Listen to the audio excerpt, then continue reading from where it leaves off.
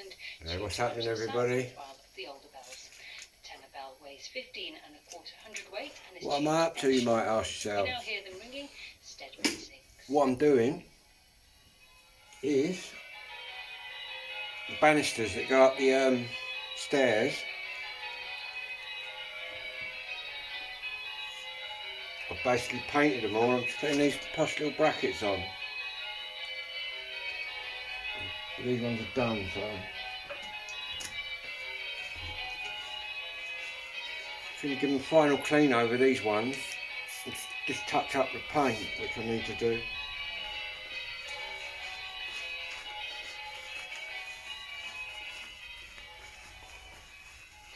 Those are the bells of St Michael in Melbourne, Derbyshire.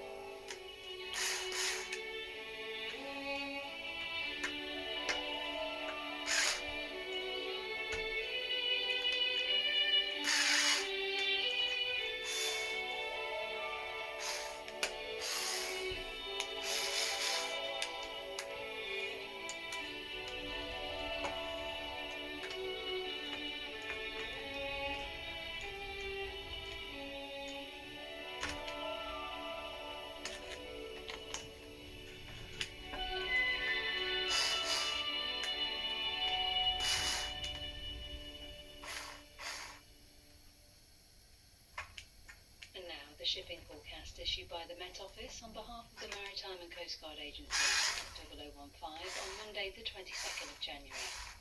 There are warnings of gales in all areas except Trafalgar. A general synopsis at 1800. Low Bailey 950, expected Norwegian Basin 956 by 1800 Monday. Shipping forecast. The area forecast for the next 24 hours. Viking, south 7 to severe gale 9, veering west, severe gale 9 to violent storm 11, decreasing 5 to 7 later. Rain, then squally showers, good, occasionally poor. North at Sierra, south at Sierra. Southerly 7 to severe gale 9, veering westerly or southwesterly gale 8 to storm 10, decreasing 5 to 7 later. Rain or squally showers, good, occasionally poor. 40s Cromarty, southerly, veering westerly, severe gale 9 to violent storm 11, then decreasing 7 to severe gale 9. Showers, pretty good. fierce out there. 4th Tyne, Dogger, Fisher, German Bight, Humber, Thames, Dover. South or southwest, gale 8 to storm 10, veering west or southwest 6 to gale 8. Showers, good, occasionally poor. White Portland, Plymouth, Biscay. West or southwest 6 to gale 8, occasionally severe gale 9 at first, decreasing 4 to 6 in Biscay and later elsewhere. Squally showers, good, occasionally poor. Trafalgar, easterly 4 to 6 in far southeast, southwesterly 5 at first in northwest, elsewhere variable 2 to 4. Fair, good. Fitzroy, Seoul, Lundy, Fastnet. West or southwest 7 to severe gale 9, decreasing 4 to 6 in Fitzroy and later elsewhere. Squally showers, good, occasionally poor. Irish Sea, westerly or southwesterly 7 to severe gale 9, occasionally storm 10 at first in north. Squally showers, good, occasionally poor.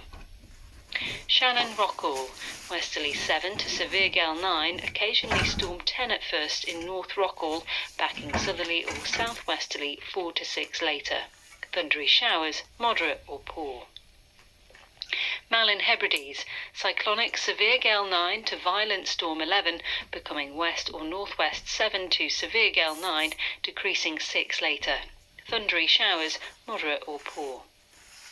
Bailey, westerly or northwesterly 6 to gale 8, occasionally severe gale 9 in south, thundery showers, moderate or poor.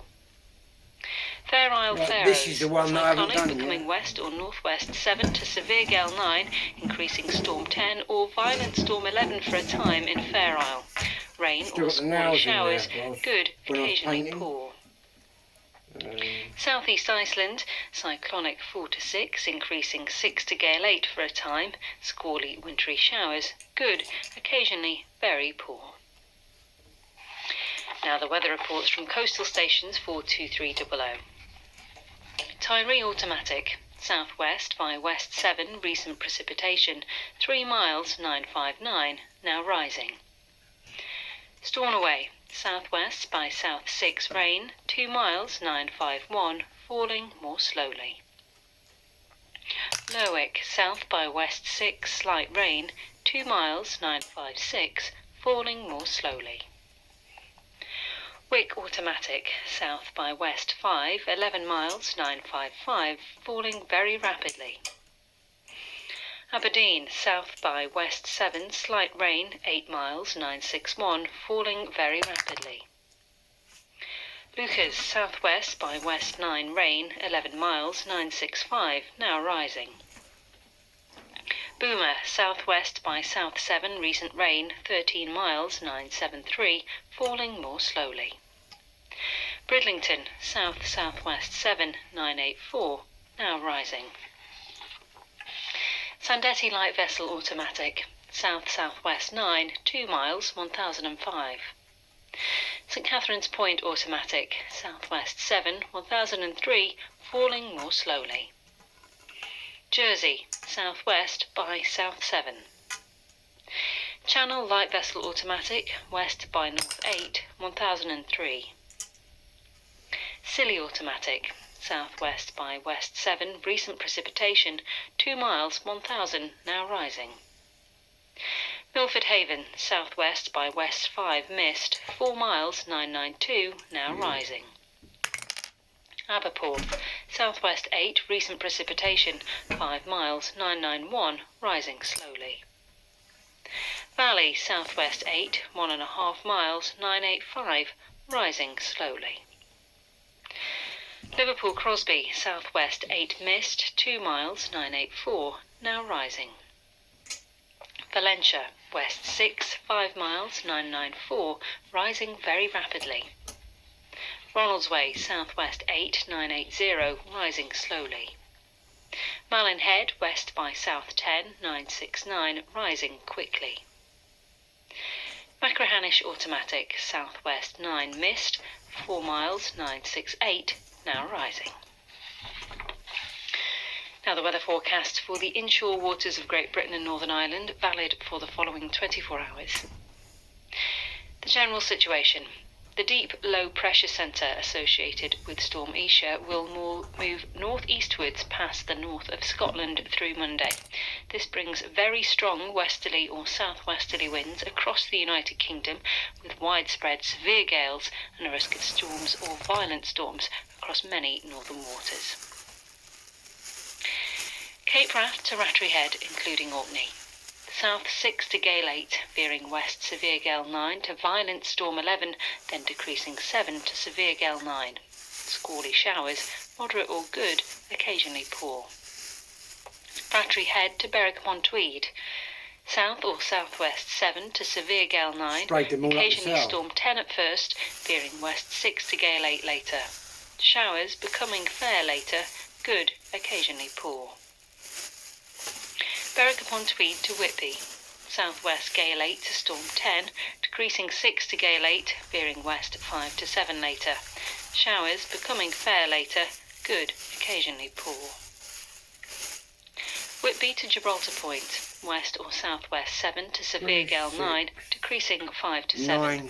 Showers becoming fair later, good, occasionally poor. Gibraltar Point to North Foreland. Southerly or southwesterly 7 to severe gale 9, occasionally storm 10 at first in far southeast, backing westerly 6 to gale 8. Rain, then showers, then fair later, good, occasionally poor. North Foreland to Selseybill. Southwesterly 7 to severe gale 9. Brass screws I'm Occasionally using. storm 10 at first in far east, veering westerly 5 to 7. Rain then showers, good, occasionally poor. I've got to go get these little round Selseybill to washers. Lyme Regis. Southwest 7 to severe gale 9, veering west 5 to 7. Rain then showers, then fair later, good, occasionally poor. Lyme Regis to Land's End, including the Isle of Scilly. Southwest 7 to severe gale 9, veering west 5 to 7. Southwest 3 to 4.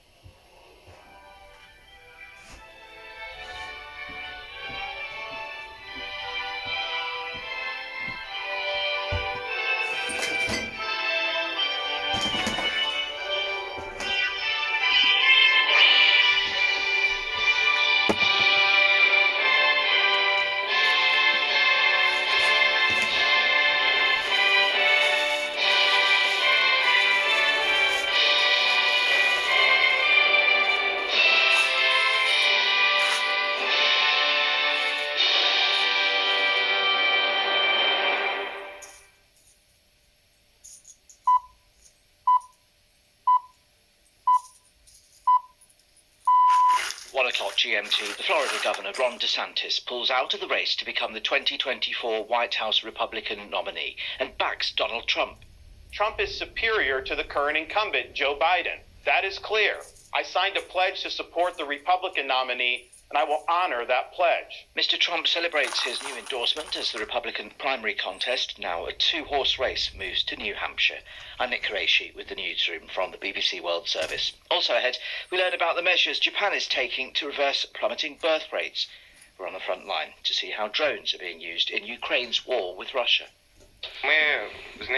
We've destroyed their drone control system, and now they won't be able to fly in our direction. Over 1 million protesters take to the streets of Germany in anti-far-right demonstrations. I'm here to show that the silent majority is no longer silent. And a French fishing ban comes into force, designed to protect dolphins. Hello, I'm Chris Barrow with the BBC News. The governor of Florida, Ron DeSantis, has dropped out from the Republican presidential race, saying he'll endorse the frontrunner, the former US President Donald Trump. Mr. Trump and the former UN ambassador Nikki Haley are now the only contenders for the Republican nomination. These people in New Hampshire, where Tuesday's primary takes place, gave their reaction. Very deflated, very upset. This is not good news at all. It's very deflating. I'm thinking about possibly writing him in, or the other possibility is just maybe RFK. I don't know. I haven't figured it out yet. I was working pretty hard for him, so it's a shock. I'm disappointed in the timing of it all. Most candidates want to unite the party. Trump can't unite his own party, let alone the country. People have turned out in high numbers across Germany on a further day of protests against increasing right-wing extremism. The organisers say more than 1 million people took part over the weekend. In Berlin, about 100,000 demonstrators converged outside Parliament when just 1,000 participants had been registered. Ralph Sinner was there. It's taking away a granted right, and that is against any kind of justice as I know it. It's against any kind of European thing as I know it. And my father, he was a soldier in the Second World War, and he told me what we have to overcome is any kind of anti-Semitism, any kind of xenophobia, any kind of deportation, whatever it is named. Israel's Prime Minister Benjamin Netanyahu has rejected conditions set out by Hamas for the release of Israeli hostages. The group's demands include an end to the war and the withdrawal of Israeli forces from Gaza. Mr. Netanyahu said these terms could not be accepted as Israel's security would not be guaranteed. He's under growing domestic pressure to secure the release of more than 130 people still held captive in Gaza. John Polin, whose son is one of them, addressed a protest outside Mr. Netanyahu's house. All of us as citizens have a contract with the country. We serve the country, we pay our taxes, we send our children to serve the country. In exchange for that service and those taxes, we expect the government to keep us safe. On the morning of October 7th, this government and this Prime Minister totally failed us. The Indian Prime Minister Narendra Modi will lead a ceremony later today to consecrate a Hindu temple in the northern town of Ayodhya. It was built on the site of a 16th century mosque that was illegally torn down by Hindus in 1992. Many Hindus believe the site was the birthplace of the god king Ram. The demolition triggered deadly religious riots across India.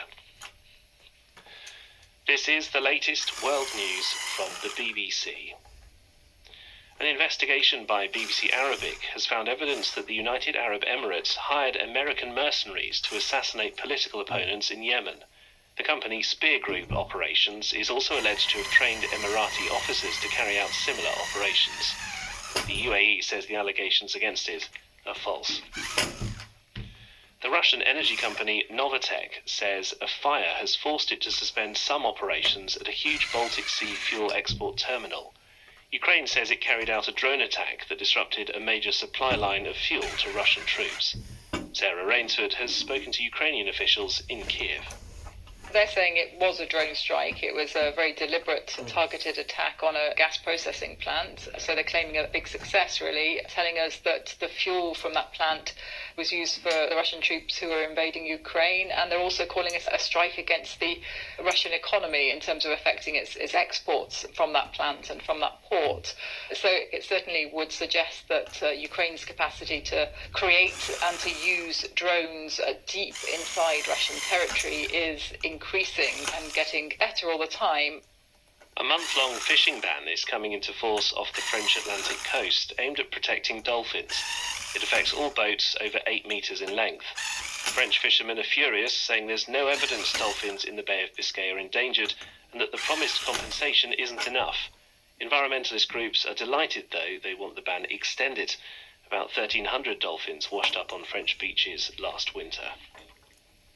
Nigeria's Lagos state says it will immediately start implementing a ban on styrofoam and other single-use plastics. Lagos's Environment Commissioner said non-biodegradable plastics were a major pollution problem and were clogging drains. State officials say they'll use a dormant 2009 law to fine or jail culprits. That's the latest BBC News. Hello, you're listening to the newsroom from the BBC World Service. I'm Nick Qureshi. It is 1:06 GMT. Let's take you first to the United States and what many will see as a shock announcement made on Sunday afternoon. The Florida Governor, Ron DeSantis, has withdrawn from the presidential race and endorsed Donald Trump as the 2024 Republican nominee. Well, the video announcement came ahead of Tuesday's New Hampshire primary, where Mr. DeSantis was polling in the single digits. He had come second in the Iowa caucuses 6 days ago, albeit heavily trailing Donald Trump. Once considered a strong contender for the nomination, Mr. DeSantis said he couldn't ask supporters to back him when he didn't have a clear path to victory. It's clear to me that a majority of Republican primary voters want to give Donald Trump another chance. They watch his presidency get stymied by relentless resistance, and they see Democrats using lawfare this day to attack him. Well, I've had disagreements with Donald Trump, such as on the coronavirus pandemic and his elevation of Anthony Fauci. Trump is superior to the current incumbent, Joe Biden. That is clear. I signed a pledge to support the Republican nominee, and I will honor that pledge. So, a two-horse race now for the Republican nomination. Nikki Haley, the former South Carolina governor and ambassador to the United Nations, said she was the only one able to beat President Biden. Our correspondent, Nomia Iqbal, is in the town of Seabrook in New Hampshire. So, just how much of a surprise was Ron DeSantis' withdrawal? I think the writing was on the wall for some time. He came second in Iowa, but his polling numbers here in New Hampshire were in the single digits. Also, a few days earlier, he dropped out of certain events. He was planning to go straight to South Carolina and not make much of a stop in New Hampshire. And I think the fact that the field for the Republican presidential nomination was so crowded, it wasn't just Trump in the end, it was also Nikki Haley, it was also Chris Christie who's dropped out, Asa Hutchinson who's dropped out, Tim Scott who's dropped out, and all the others. I think the fact that the field was crowded suggested that Ron DeSantis was no longer the hot ticket, the Trump challenger that he was promoted as being when he embarked on his presidential run. So I don't think it's hugely surprising. Of course, it's a huge disappointment for a lot of his supporters who did still see him as the alternative to Donald Trump. But it's now the two-horse race that Nikki Haley predicted it would be back in Iowa. So it comes down to, will Republican primary voters go for Trump or will they go for Haley? Well, Donald Trump's in celebratory mood. Here he is addressing his supporters in New Hampshire. Ron is dropping out, and in doing so, he endorsed us. Without the endorsement, I think we would have gotten almost all of those votes because we have very similar policies: strong borders, great education, low taxes. So I think that most of those votes, or certainly many of them, come to us. But we don't need them because the poll just came out. Suffolk just came out, Boston Globe, and they say we're very far ahead. Yeah, it's one down for him. Job done. As far as he's concerned, he's even said tonight that he's going to retire his nickname for Ron DeSantis. He was calling him Ron DeSantis, Ron DeSanctimonious. I'm not quite sure if it really caught on that much, but he said he was no longer going to use that name. I'm actually here in a seafood joint, and when the news came through that Ron DeSantis was standing down, Nikki Haley appeared because she was here to do meets and greets, and she responded to that news by saying that she wished him well. He was a very good governor. It was all very diplomatic, and then she made the point of saying that there were 14 fellas in the race. They've all now dropped out, and she said it's now one fella and one lady left in the race, and to quote her, let the best woman win. So she's confident that not only can she win the Republican nomination, but that she can even get all the way to the White House. And where does the Republican race go from here? Nikki Haley clearly stating mental competency of Donald Trump and Joe Biden is at the centre of her campaign.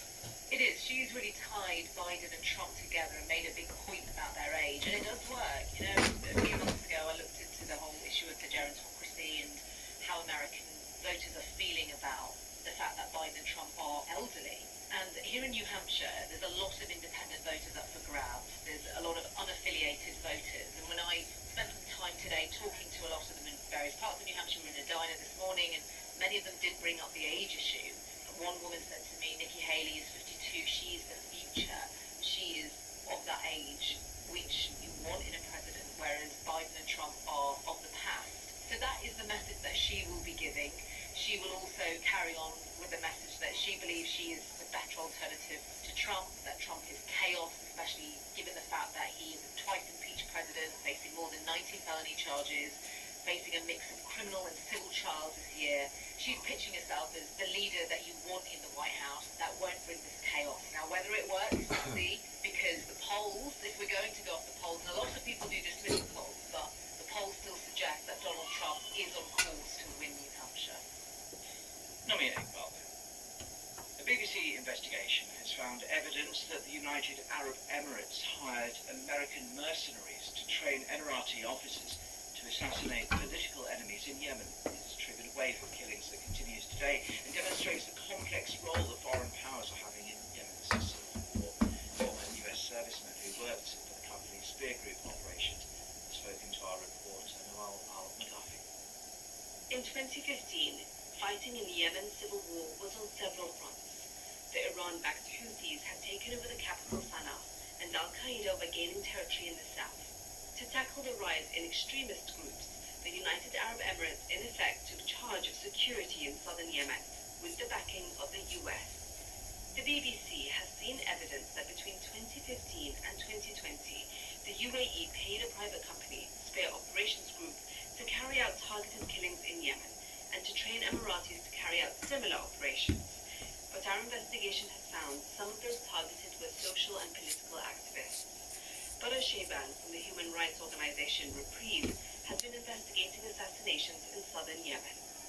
It was not until 2018 when we started to pinpoint that actually this is part of a systematic targeting policy. You have this chaotic situation where everyone can name anyone a terrorist and start going after them.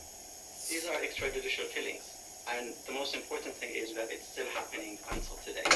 In a statement, the UAE says the allegations against them are false. The BBC also approached the Spear Group's founder, Abraham Golan, but he didn't respond. The US State Department and Department of Defense declined to comment. A CIA spokesman said the idea it signed off on such activity was false. A report from Noel Al. Now, across East Asia, many developed countries are desperately trying to reverse the trend of population decline by investing huge amounts to incentivize women to have more children.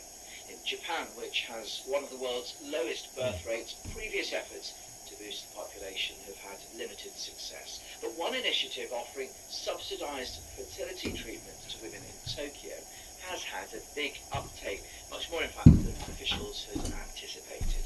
Newsroom's Chantal Hartle can tell us more. So, just tell us more about this scheme. What does it involve?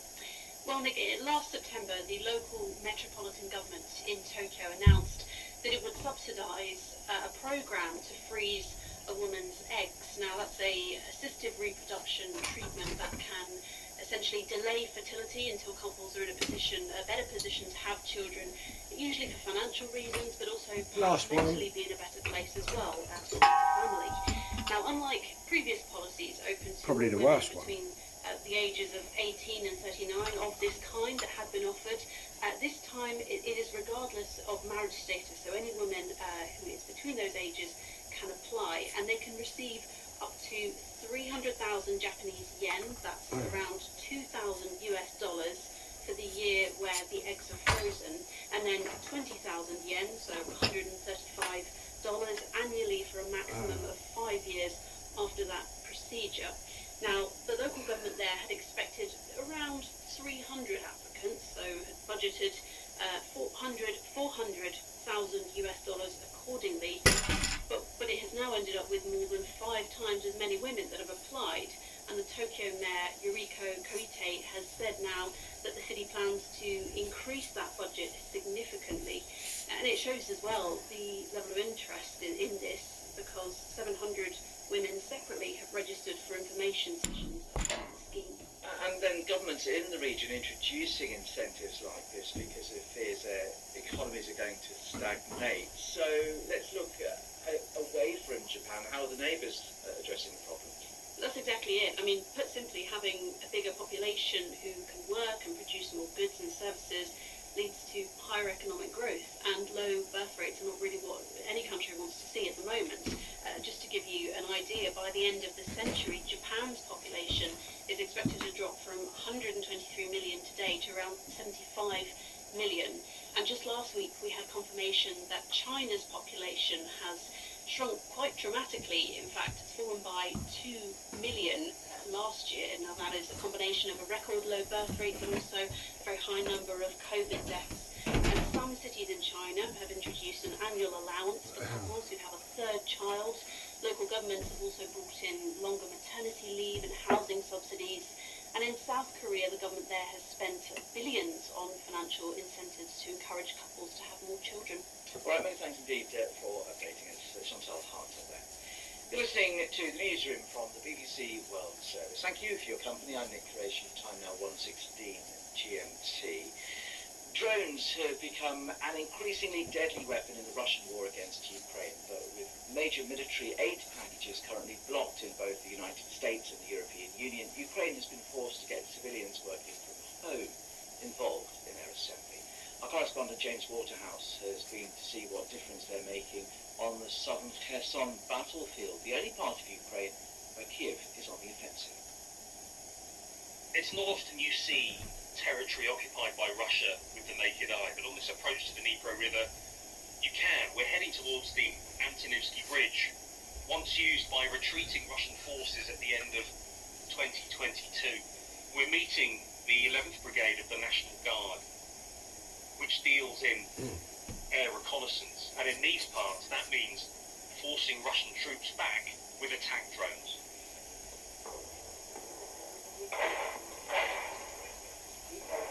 We just had some incoming fire. When you're this close to the river, which is a front line, you are always watched through drones in the sky or from the Russians themselves, so you have to move quickly. Okay, I want us to go down here. This is our very civilians. Inside we meet Timur, the commander of his Samasu drone squad. From this location, we try to restrain the enemy's offensive and any movements. With one FPV drone that costs from $400 to $600, you can hit a target that will be 100 times more expensive than a drone.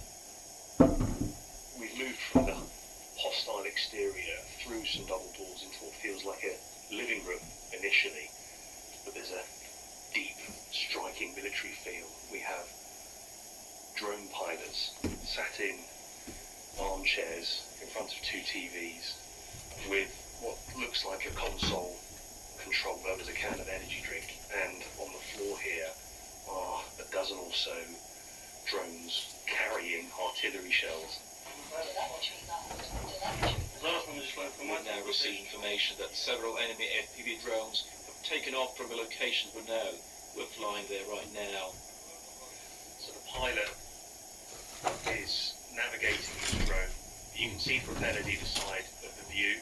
He's moving through the low-lying marshland which sits on the eastern bank of the Dnipro River, and it's essentially a mirror image. He's trying to find the equivalent on the other side of the river. So that's hit. So you've just destroyed an enemy antenna. What effect does that have on the Russians? We've destroyed their drone control system, and now they won't be able to fly in our direction. It takes 14 hours of flying to essentially become a drone pilot in this war. They're practicing with plastic bottles, which imitate the grenade that they will drop on the enemy. And only a few kilometers from here, they're being used for real. Stitch is the commander of a drone unit in the territorial defence, and he oversees the training. Can you explain how important drones have become This is a new type of war ongoing now. We are currently engaging in an active battle of technologies and arms race. During the First World War, aviation was born, so now we're starting the future war of drones, which in 2 decades may simply turn the tide of any war. A report there from James Waterhouse in Kherson. On to Germany, and Sunday saw another day of mass protests across the country against the far right, and particularly the right-wing AfD party. According to official figures, more than 1 million people took part in street gatherings in almost 100 cities, mainly motivated by reports that the AfD were discussing a policy of mass deportation of citizens of foreign origin. Correspondent Damien McGuinness sent this from Berlin.